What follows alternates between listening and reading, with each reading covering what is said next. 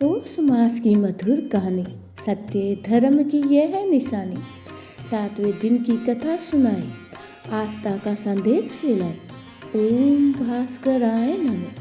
हरे कृष्णा। आज सभी का दिन शुभ हो। इससे पहले की कथा को सुनने के लिए आप सभी का बहुत बहुत आभार। आज सुनिए आगे की कथा। नारद मुनि जी की पूछने पर नारायण जी बोले, हे नारद, मैं सूर्य देव के पूजन का कर्म और संपूर्ण पापों और व्याधियों से विमुक्त करने वाले कवच और स्तोत्र का वर्णन करता हूँ। सुनो, जब माला और सुमाली ये दोनों दैत्य व्याधिग्रस्त हो गए थे और बीमारी से ग्रस्त हो गए, तब उन्होंने स्तुति करने के लिए शिव मंत्र प्रदान करने वाले ब्रह्मा जी का स्मरण किया और ब्रह्मा जी ने वैकुंठ में जाकर कमलापति श्री विष्णु जी से पूछा। उस समय शिव जी भी वहीं पर थे।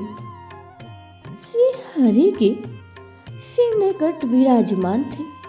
ब्रह्मा जी बोले, हरे मुरारी, हे माली और सुमाली, दोनों दैत्य व्याधिग्रस्त हो गए हैं, इसीलिए उनके रोग के विनाश का कौन सा उपाय है, ये बतलाइए।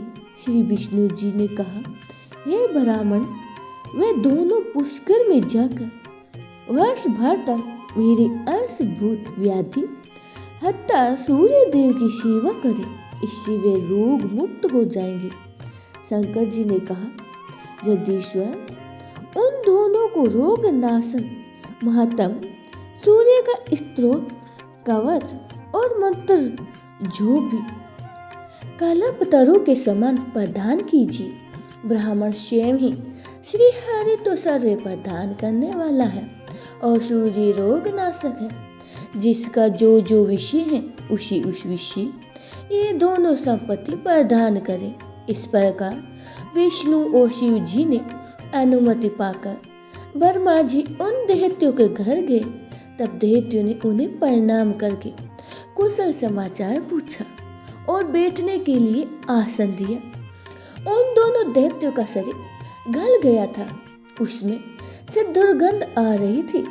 आहार रहित होने के कारण वे चलने फिरने में भी असमर्थ हो गए।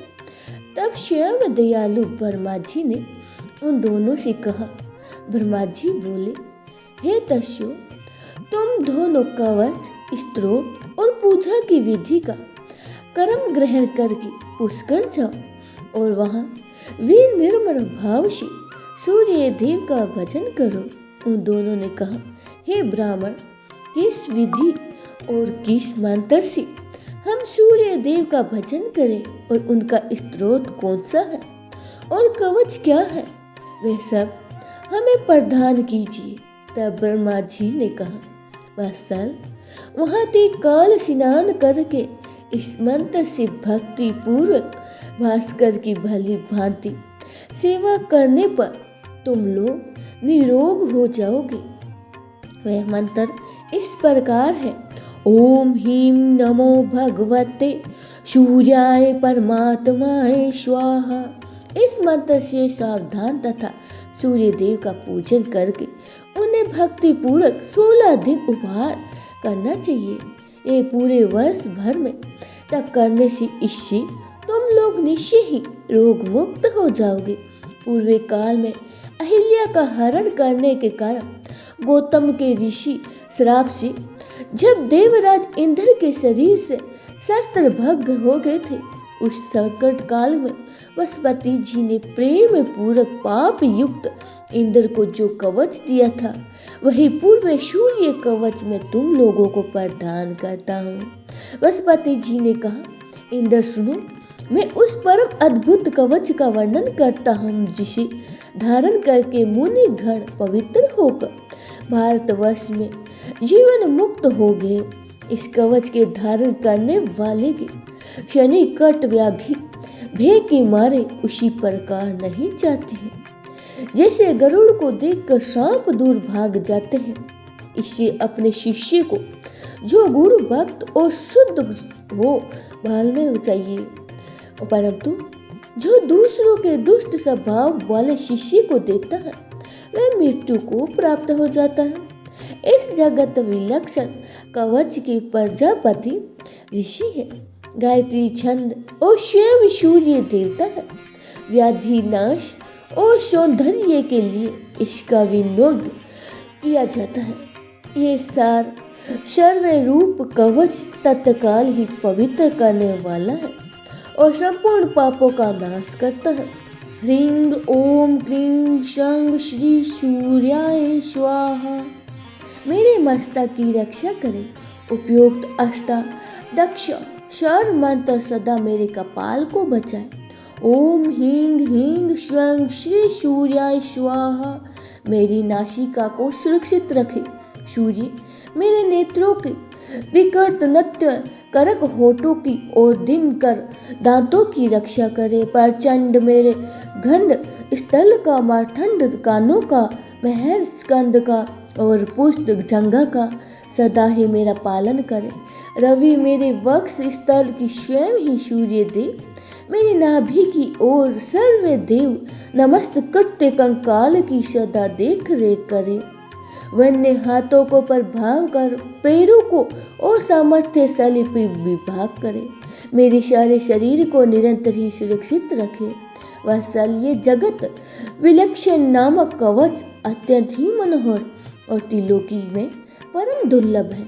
इसे मैंने तुम्हें बतला दिया है। पूर्वी काल में पुलत में पुष्कर क्षेत्र में प्रसन्न होकर इसे मुनि को दिया गया था, वही तुम्हें दे रहा हूँ। इसे तुम जिस किसी को मत देना।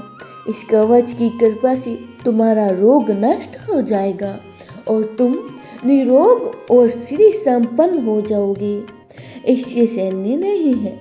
1,00,000 वर्ष तक है विश्व भोजन से मनुष्य को जो फल मिलता है वह फल निश्चय ही इस कवच के धारण से प्राप्त हो जाता है।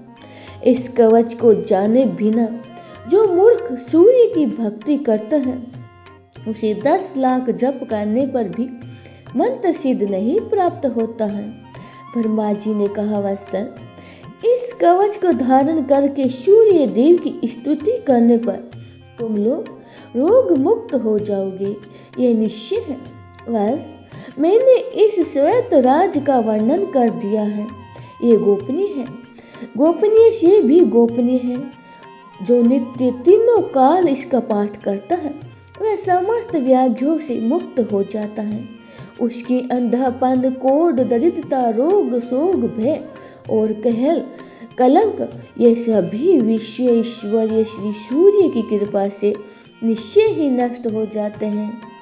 जो भयंकर कुष्ठ से दुखी, गलित अंगों वाला, नेत्रहीन, बड़े बड़े घाव से युक्त, यक्षमा से ग्रस्त, महान शूल रोग से पीड़ित अथवा अनेक प्रकार की व्याधियों से युक्त वह भी अगर 1 माह तक इस विषम भोजन करके इस स्त्रोत का शरण करे तो वह निश्चय ही रोग मुक्त हो जाता है और उसे संपूर्ण तीर्थों में स्नान करने का फल प्राप्त हो जाता है।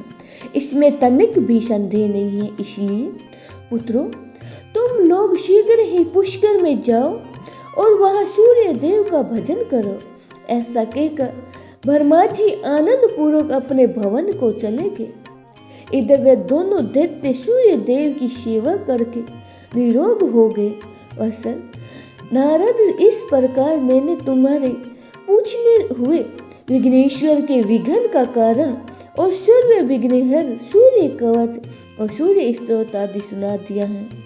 नारद, एक बार देवराज इंद्र निर्जन वन में एक पुष्प उद्यान में गए थे। वहां रंभा अप्सरा से उनका समागम हुआ। फिर वे दोनों जल विहार करने लगे। इसी बीच मुनि श्रेष्ठ दुर्वासा वैकुंठ से कैलाश जाते हुए शिष्य मंडली सहित वहां से जा पहुंचे। देवराज इंद्र ने उन्हें प्रणाम किया। मुनि ने आशीर्वाद दिया। फिर भगवान नारायण का दिया हुआ परिजात पुष्प इंद्र को देकर मुनि ने कहा कि हे देवराज, भगवान नारायण के निवेदित ये पुष्प सब विघ्नों का नाश करने वाला है। यह जिसके मस्तक पर रहता है वह सर्वत्र विजय प्राप्त करेगा और देवताओं में अग्र ग्रहण होकर अग्र पूजा का अधिकारी होगा। माँ लक्ष्मी छाया की तरह सदा ही उसके साथ रहेगी। वह ज्ञान, तेज, बुद्धि, बल सभी बातों में सब देवताओं से श्रेष्ठ और भगवान श्री हरि के समान पराक्रमी होगा। परंतु जो पामर अहंकार वश भगवान श्री हरि के निवेदी इस पुष्प को मस्तक पर धारण नहीं करेगा, वह अपनी जाति वालों के सहित भी भस्म हो जाएगा। ऐसा कहकर दुर्वासा जी सकलायम इंद्र ने उस पुष्प को अपने सिर पर न धारण करके ऐरावत हाथी के मस्तक पर रख दिया। इससे इंद्र भी भ्रष्ट हो गए और इंद्र को श्री भ्रष्ट देकर रंभा भी उन्हें छोड़कर स्वर्ग लोक को चली गई। गजराज इंद्र को नीचे गिराकर महान अरण्य में चला गया और हथनी के साथ विहार करने लगा। उस वन में उसके बहुत से बच्चे हुए।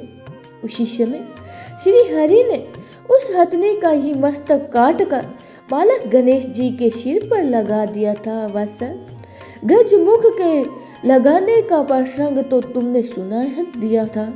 इसके स्मरण से ही सभी पाप नष्ट हो जाते हैं। अब और क्या सुनना चाहते हो सो कहो। नारद जी ने पूछा, प्रभु किस भरमार श्राप के कारण से सभी देवता विभ्रष्ट हो गए थे, ये पुण्य कथा किस प्रकार है। उन्होंने उस जगत जननी कमला को प्राप्त किया, उस समय महेंद्र ने क्या किया था, आप उस परम दुर्लभ गोपनीय रहस्य को भी बतलाने की कृपा कीजिए।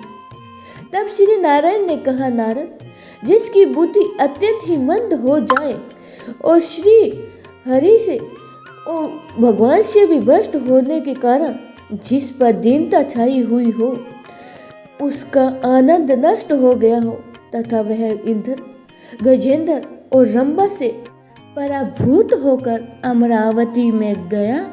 मुने वहां उसने देखा कि उस पुरी में आनंद का नामो निशान नहीं है। वह दीनता से ग्रस्त, बंधुओं से हीन और शत्रु वर्गों से खचाखच भर गया है।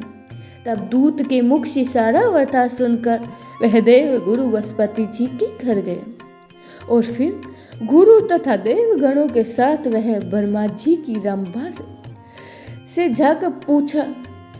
वहां पहुंचकर वहां जाकर देवताओं सहित इंद्र ने तथा बृहस्पति जी ने ब्रह्मा जी को नमस्कार किया और भक्ति भाव सहित वेद विधि के अनुसार स्तोत्र द्वारा उनकी स्तुति की।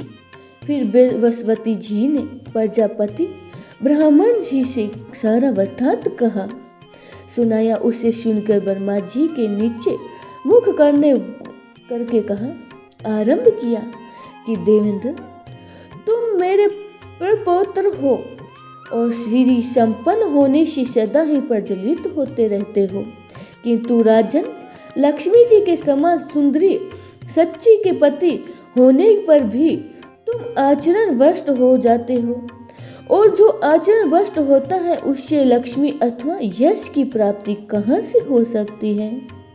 वह पापी तो सदा ही सभी स्वभाव में निंदा का विषय बना रहता है। रंभा ने तुम्हें हत बुद्धि बना दिया है, इसी कारण तुमने दुर्वासा जी द्वारा दिए गए श्री हरि के नैवेद्य को गजराज के मस्तक पर डाल दिया है। इस समय उसके द्वारा भोगी जाने वाली वह रंभा कहाँ है और श्री से भ्रष्ट हुए तुम कहाँ, जिसके कारण तुमने लक्ष्मी सहित होने पर भी वह रंभा भी तुम्हें क्षण भर से भी त्याग कर दिया है। क्योंकि वेश्या चंचल होती है, वह धनवान को ही पसंद करती है, निर्धनों को नहीं, और पुराने प्रेमियों का तिरस्कार करके नए नए प्रेमियों को खोजती रहती है। परंतु वैसा जो बीत गया वो तो चला गया, क्योंकि बीते हुए पुण्य वापस नहीं आते हैं। अब तुम लक्ष्मी जी की प्राप्ति के लिए भक्ति पूर्वक नारायण का भजन करो।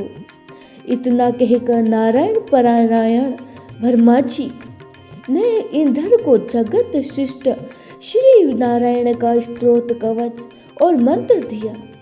तब इंद्र देवताओं और गुरु के साथ पुष्कर में जाकर अपने अभीत मंत्र का जप करने लगे और कवच ग्रहण करके उसके द्वारा श्री हरि की स्तुति में लीन हो गए।